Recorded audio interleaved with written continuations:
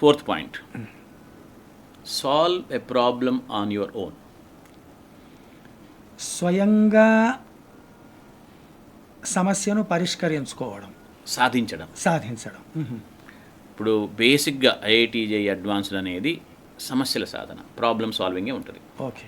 ఈ ప్రాబ్లం అనే న్యూ ప్రాబ్లమ్సే ఉంటాయి. ఎందుకంటే ప్రాబ్లమ్స్ ఓల్డ్ ప్రాబ్లమ్స్ అంటే కనుక అవి ప్రాబ్లమ్సే కాదు, అవును కదా. బట్ సొల్యూషన్ తెలిసిన తర్వాత ప్రాబ్లం ఎట్లా అవుతుంది? సో కొత్త ప్రాబ్లమ్స్ వస్తాయి. సో కోర్స్ టీచర్ అనేవాడు తను స్టూడెంట్ అనేవాడు తనకు తాను సమస్య సాధించుకునే బేసిక్ లెవెల్కి తీసుకురావాలి. అంటే ఏంటి, లెసన్ డీప్గా చెప్పడము, పిల్లల క్వశ్చన్స్ని ఎంటర్టైన్ చేయడము టీచర్ బాధ్యత. అంతేకాకుండా ఎగ్జాంపుల్స్ చెప్పడము, ఈ ఎగ్జామ్స్లో స్టూడెంట్స్ కెపాసిటీని బట్టి లెవెల్ 1, లెవెల్ 2, లెవెల్ 3, లెవెల్ 4 దాకా వెళ్ళడము, ఇవన్నీ క్లాస్లో జరగాలి. But all said and done ఒక టీచర్ కనుక మొత్తం చెబుతూ స్పూన్ ఫీడింగ్ చేస్తూ ఉంటే students will only look for solutions again. చాలాసార్లు ఇప్పుడు గైడ్ బుక్స్ చాలా వచ్చినాయి. ప్రిపరేషన్ అంటే చాలామంది పిల్లల చేతిలో గైడ్ బుక్స్ ఉంటాయి, వాళ్ళు ఇటు ప్రాబ్లం చూస్తారు, ఆ సొల్యూషన్ చూస్తారు అక్కడ.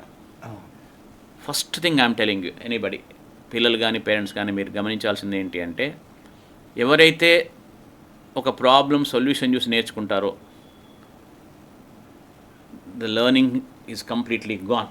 అంతే, కంప్లీట్లీ గాన్. అసలు ఇప్పుడు కాదు, తర్వాత కెరీర్లో కూడా అది పిల్లల్ని బాధిస్తుంది. సో ఒక ప్రాబ్లం కనిపించినప్పుడు ఇదంతా మన ప్రాసెస్ క్లాస్లో అయిపోతుంది, మొత్తం లెసన్ అయిపోతుంది, ఎగ్జాంపుల్స్ అయితే అన్నీ అవుతాయి. నేను ఫిజిక్స్లో ఒక హెచ్సి వర్మ పుస్తకం చేయండి బాబు అని అడుగుతా ఫస్ట్. యాక్చువల్గా మరీ కష్టంగా ఉండవు, మరీ ఈజీగా ఉండవు. ఇప్పుడు ఈ మధ్య వస్తున్న పిల్లలకి ఏంటంటే, అదేంటి మమ్మల్ని చేయమంటున్నారు, నాకు చేయడం రాదు కదా అంటారు. మీరు చెప్పిన తర్వాత అదే సమ్ మళ్ళీ చేస్తారు. కానీ that's not the way to prepare for IIT JEE advanced. ఒక క్వశ్చన్, ఒక ఇచ్చిన ప్రాబ్లమ్ని, న్యూ ప్రాబ్లమ్ని మన స్థాయిని బట్టి తీసుకోవచ్చు. ప్రాబ్లమ్స్ మనకు కొంచెం ఆల్రెడీ అండర్స్టాండింగ్ పెరిగింది అంటే టాప్లో స్టార్ట్ చేయొచ్చు, దట్స్ ద బెస్ట్ మెథడ్. లేకపోతే బాటమ్ లెవెల్లో స్టార్ట్ చేయొచ్చు. కానీ ఒక ఇచ్చిన సమస్యను మనమే సాల్వ్ చేయాలి, స్టూడెంట్ని సాల్వ్ చేయాలి. అయితే బిగినింగ్లో దీనికి టైం పడుతుంది. ఒక్కోసారి ఏమవుతుంది అంటే, ఒక క్వశ్చన్ అరగంట చేసినా రాదు, పిల్లల దగ్గరికి వస్తారు, నాకు అరగంట అయిపోయింది, నాకు సొల్యూషన్ రావట్లేదు, ఎగ్జామ్లో ఇట్లా అయితే ఎట్లా అంటారు. బాబు ఇంకా 2 సంవత్సరాలు ఉంది, నువ్వు ఫస్ట్ ఇనీషియల్గా కొంచెం ట్రై చేయి. అంతే. మామూలుగా చూడండి, నేను ఇనీషియల్ ఇన్వెస్ట్మెంట్ అంటాను. నేను ఏంటి అంటే, ఒక బిజినెస్కి కానీ లేదైనా ఒక పెద్ద కార్యక్రమానికి కానీ ఇనీషియల్గా పెట్టే ఇన్వెస్ట్మెంట్ అనేది చాలా కష్టంగా ఉంటుంది. ఇప్పుడు మనకు పెద్ద పెద్ద ఇండస్ట్రియలిస్టులు కానీ, పెద్దగా సక్సెస్ఫుల్ అయిన పీపుల్ కానీ, వాళ్ళ మీరు అడగండి, బిగినింగ్లో లేదని నాకు అప్పుడు ఒక 10,000 దొరకాలంటే కష్టమైంది అంటారు. నిజంగా కష్టం అవుతుంది. ఎప్పుడు ఉత్తిగానే మనకు పైనుంచి ఏమీ రాదు కదా. ఇనీషియల్గా డబ్బులు కష్టమవుతుంది, ఇనీషియల్గా వాళ్ళు ప్రయాణిస్తున్న మార్గంలో కష్టాలు ఉంటాయి. బట్ ఒక్కసారి ఆ ఇనీషియల్ ట్రబుల్ కనుక తట్టుకున్నట్టయితే then it takes care of itself. So మన 4th పాయింట్ ఏంటది, solve a given problem on your own, preferably a tough one, సొంతంగా. అది 4th పాయింట్. ఏమంటారు? 40% అయింది. అయితే ఇంకొక పెద్ద ఇష్యూ వస్తుంది ఇక్కడ. యాక్చువల్లీ ఈ మాట నేను చాలాసార్లు చెప్తుంటాను, కానీ ఇంకా పిల్లలకు దాని మొదట్లో అసలు నమ్మకం కలగదు. అసలు ఏంటిది, మమ్మల్ని సాల్వ్ చేయమంటున్నారు ఏంటి అని.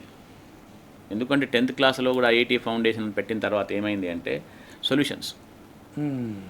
ఇంకొక ఘోరమైన విషయం ఏంటి అంటే, ఆ టీచర్స్ కూడా దే డోంట్ నో ఎనీథింగ్. వాళ్ళేమి ఇప్పుడు టెక్స్ట్ బుక్లు చదవట్లేదు. ఇది ఐఐటి ఫౌండేషన్ చేసేవాళ్ళు, వాళ్ళు టెక్స్ట్ బుక్ చదవరు, వాళ్ళు మెటీరియల్ ఫాలో అవుతారు. ఎవరి మెటీరియల్ వాళ్ళు ఎక్కడైతే పనిచేస్తున్నారో ఆ కాలేజీలో ఇచ్చిన మెటీరియల్, వాళ్ళ మెటీరియల్తో పాటు ఏమి ఇస్తారు, సొల్యూషన్ ఇస్తారు. ఈయన ఏం చేస్తాడు, ఆ సొల్యూషన్ బాగా బట్టి కట్టుకొని వచ్చి అక్కడ బోర్డు మీద రాసేస్తారు. సో అక్కడే మనకు ప్రాబ్లం స్టార్ట్ అవుతుంది. కాబట్టి ఏమవుతుంది అంటే, మనకు ఇంటర్మీడియట్కి వచ్చేసరికి ఒక ప్రాబ్లం ఇచ్చేసి నాయనను సాల్వ్ చేయరా బాబు అంటే చేయలేకపోతున్నాను. అసలు క్రియేటివిటీ లేదు, స్పూన్ ఫీడింగ్ అలవాటైంది. అంతేకాకుండా ఇప్పుడు బిగినింగ్లో ఈ ఇనీషియల్గా నాకు కష్టమైనప్పటికీ తర్వాత నేను ఇట్లా చేయడం వల్ల ఇంప్రూవ్ అవుతాననే నమ్మకం వాళ్ళకి కలగట్లేదు. ఆ నమ్మకం మనం కలిగించట్లేదు. ఇంతకు ముందున్న విద్యార్థులకు అట్లాంటిది ఉండేనా సార్? అస్సలు లేదు సార్. అసలు ఎట్లా ఉండేది అది? మనం కనుక ఇది ప్రాబ్లం కనుక మొత్తం చెప్తే మీరు అట్లా చెప్పొద్దనేవాళ్ళు. ఆగండి మేము చేస్తామని వాళ్ళు, తెలుసా మీకు? ఇదంతా బికాస్ ఆఫ్ ది కమర్షియలైజేషన్. అంటే మీకు ఆలోచించండి, మీరు ఇంత కష్టపడాలి అంటే మరి మీ దగ్గరికి ఎందుకు పంపించాము, మీకు ఇంత ఫీ ఎందుకు పే చేస్తున్నాం అని అడిగే అవకాశాలు ఉన్నాయి కదా. కానీ కష్టపెట్టకుండా చదువు ఎట్లా వస్తుంది చెప్పండి? So it's like this, you pay the fee, I will make your job easier. అందుకోసం అన్నా కదా, ర్యాంకులు వస్తే ఏమంటున్నారు అని చెప్పినా నేను. మా గొప్పతనం అని కాలేజీలు బ్రహ్మాండంగా చెప్పుకోవడం తప్పిస్తే ఆ విద్యార్థి కష్టపడ్డని చెప్పరెవరు. సో ఇది వేరే ప్రోడక్ట్కి ఈ ప్రోడక్ట్కి తేడా ఏంటి అంటే, ఇక్కడ we are dealing with a human being and he has to do it, not us. అంటే solve a problem on your own అంటే నేను అనేది మన చేతికి మట్టి అంటించుకోండి అంట నేను. డర్టీ యువర్ హ్యాండ్స్ అంట నేను. బాగుంది. డర్టీ యువర్ హ్యాండ్స్ చేయకుండా ఏమీ చేయలేము. మనం నీట్గా ఉండాలి అనుకుంటే కొందరు టీచర్స్ కూడా చేస్తారు అట్లాగా. చాక్ పీస్ కొంచెం 2 వేళ్ల మధ్యన పట్టుకొని ఇట్లా చాలా నీట్గా చేస్తూ పోతారు. అట్లా జరగదు పని. నీట్గా చేస్తే నీటిలో సీట్ రాదు. యా, అయితే ఎస్, ఈ solve a problem on your own అన్నప్పుడు ఒక ఇబ్బంది ఏమవుతుంది అంటే, పిల్లలు ఎస్పెషలీ కొంచెం అమాయకంగా ఉన్న పిల్లలు అడుగుతుంటారు నన్ను, సార్ నేను చేస్తూనే ఉన్నా, నాకు అసలు రావట్లేదు, ఎట్లా చేయాలని కొంచెం ఇబ్బంది పడుతుంటారు. ఉండాలి అట్లాగా. ఎందుకంటే చూడండి, తప్పు చేయాలి కదా. తప్పు చేయకుండా కరెక్ట్ ఏదో ఎట్లా తెలుస్తుంది? చాలాసార్లు చెప్తాను, don't worry to do a mistake. మరి ఏమైనా కొంచెం err is human, only then you learn first of all.